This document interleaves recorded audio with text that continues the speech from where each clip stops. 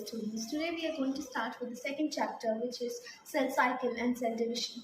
Now you might ask that why are we even trying to know about cell cycle and cell division? Now in the previous chapter you have learned that all cells arise from the pre-existing cells. But what was the process? What is the process by which they do arise from the pre-existing cells? That is what cell division and cell cycle is all about. But to know about cell cycle and cell division, at first we need to discuss the term chromosomes. Now, what are chromosomes? In the previous chapter, you have learned that the chromatin fibers present in the nucleus of a cell condenses during the cell division to form chromosomes. These chromosomes contain the hereditary character genes. Now, what is heredity? Heredity is the term used to explain the passage of mental and physical characteristics from generation to generation. Now, each of the chromosomes contain a long DNA molecule, DNA, which stands for deoxyribonucleic acid, along with many proteins known as chromatins. Now, each chromosomes contain 40% DNA and 60% proteins, which is also known as histones. Now, let us discuss about DNA, which stands for deoxyribonucleic acid. Now, each DNA strand is composed of nucleotide, which is made up of three things, which is the phosphate group, the pentose sugar, and the nitrogenous bases. They are somewhat arranged like this. This is the phosphate, this is the pentose sugar, and this is the nitrogenous base.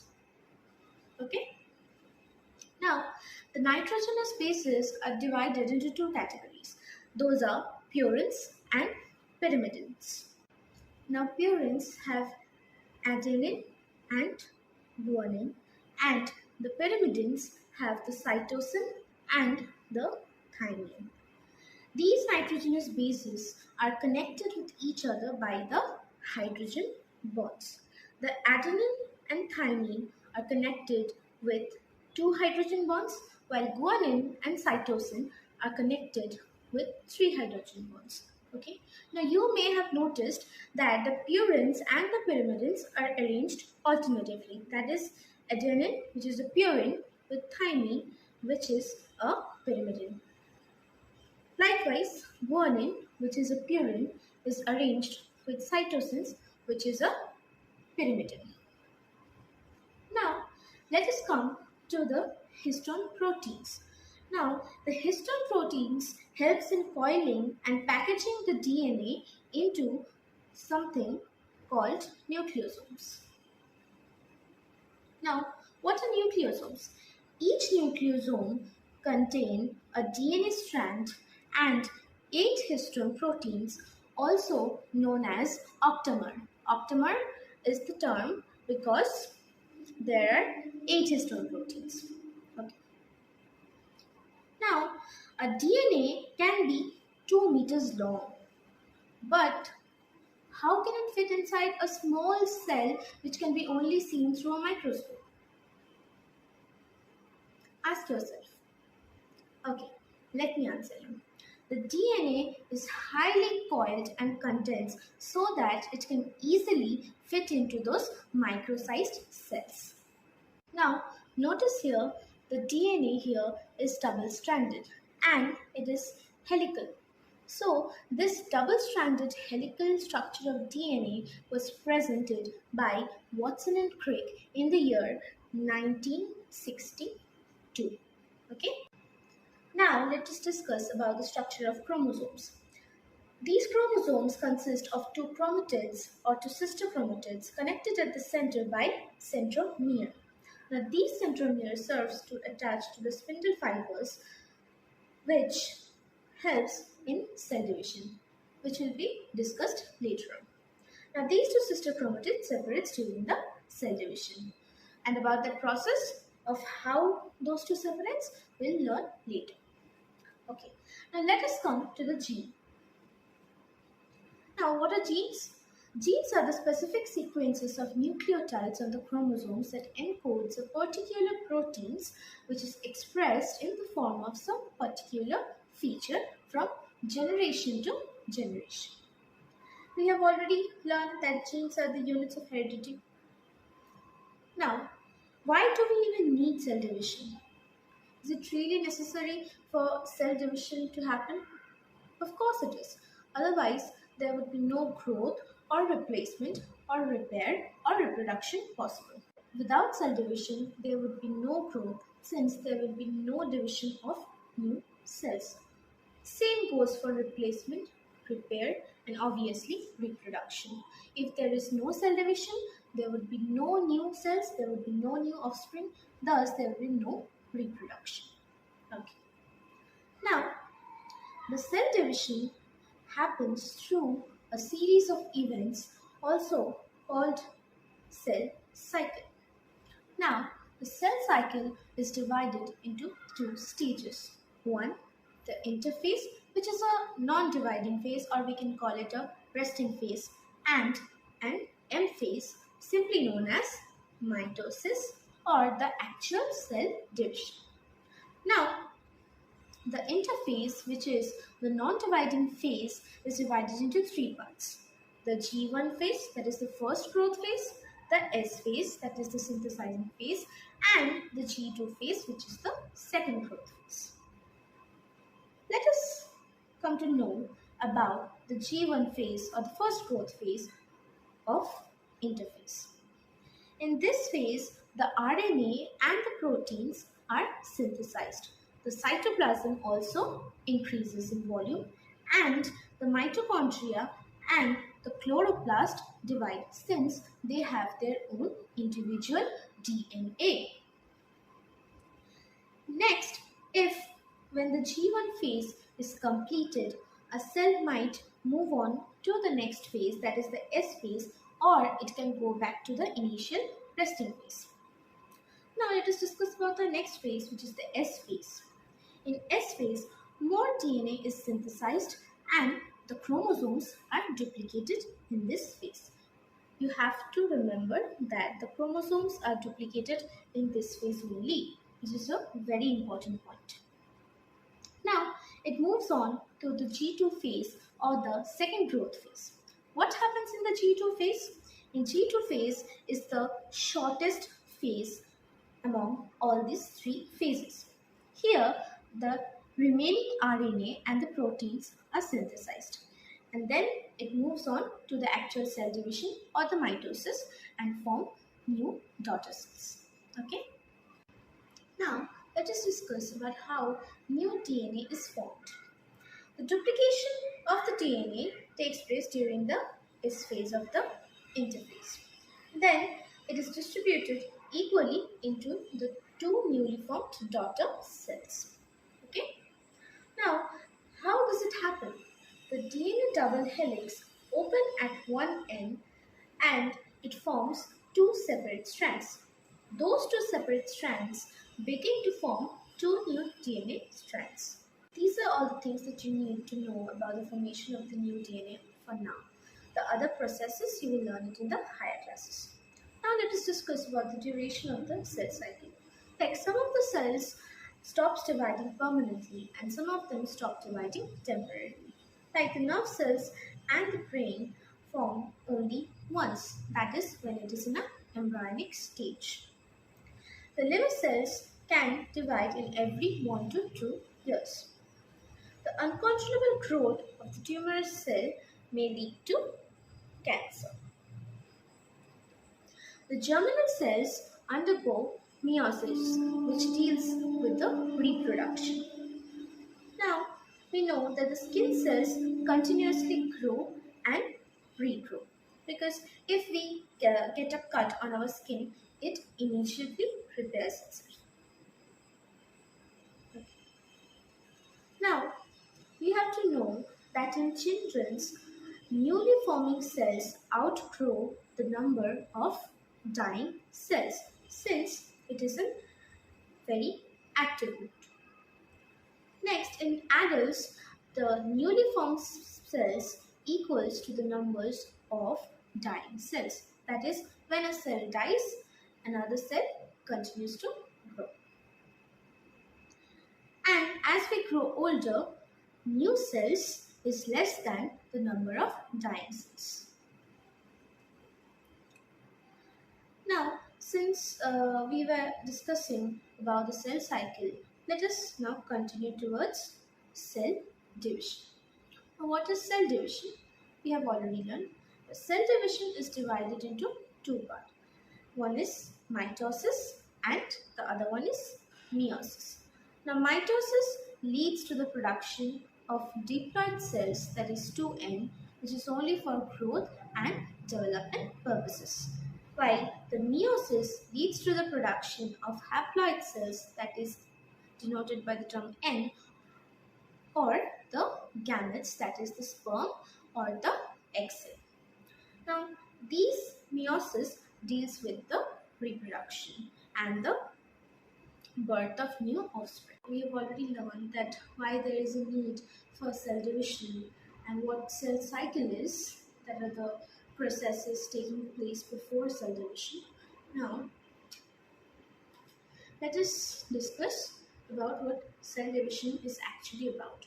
That is mitosis and meiosis. First, we will discuss about mitosis. Okay. So, what is mitosis? Mitosis is the division of one cell into two identical daughter cells. Here, we have to notice that the chromosome number is maintained. That is, if from the parent cell it is 2N, then in the two daughter cells it will also be 2N.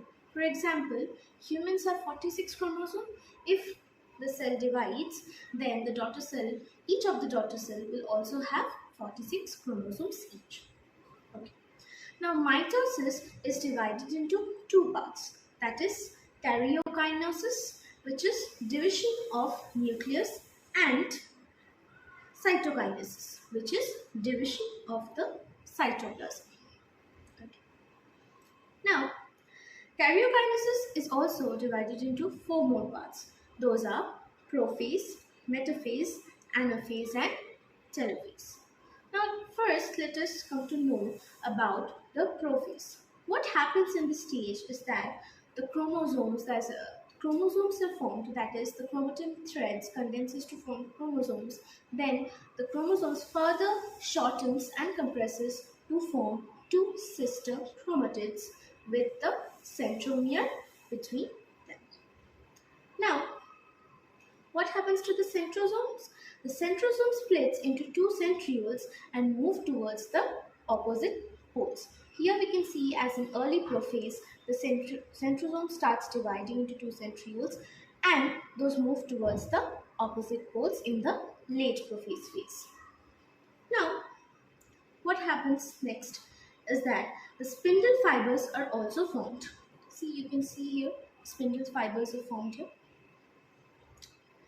The nuclear membrane and the nucleolus disappears and the chromosome starts to move towards the equator. Now, after the completion of prophase, it moves on to metaphase. What happens in metaphase? Nothing much. The chromosomes arrange themselves on the equator, as you can see in this figure. Also, the spindle fibers get attached to the centromere of the chromatids. Now, after arranging themselves at the equator and completing the metaphase, it moves on to the next stage, which is the anaphase. Remember that anaphase is the shortest phase of mitosis, which is a very important point. Now, what happens in anaphase? In anaphase, the spindle fibers contracts. As a result, the chromatin starts to split at the centromere and starts to move towards the opposite poles, that is, towards the centrioles. Okay, got it? Now, what happens next is that after completing anaphase, it moves on to the telophase, which is the last phase of karyokinesis of mitosis. Now what happens in telophase? The chromatids starts to form into chromatid threads again. And also the nuclear membrane and the nucleolus starts to reappear, as you can see in this diagram. Now, after all these four stages, the karyokinesis is completed. Since you can see here that the nuclear membrane and the nucleolus forms at the end of the telophase, which means the karyokinesis ends, which ultimately is the division of nucleus. Now, it moves on to the cytokinesis. And what is cytokinesis? Cytokinesis is the division of the rest of the part except the nucleus, which is the division of the cytoplasm. What happens here? Here, a furrow starts to appear in the cell membrane, which further deepens and splits into two, thus forming two new identical daughter cells. This completes the process of cell division. Okay, got it? There is only a little difference between the structure of a plant cell and animal cell.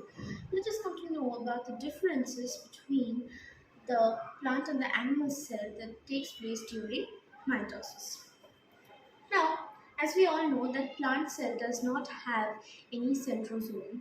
That is why it can also not have asters. So, asters are only formed in the animal cell and not in the plant cell. Next, cytokinesis in the animal cell is formed by furrowing of the cell membrane, while in the plant cell it forms with the formation of cell plate.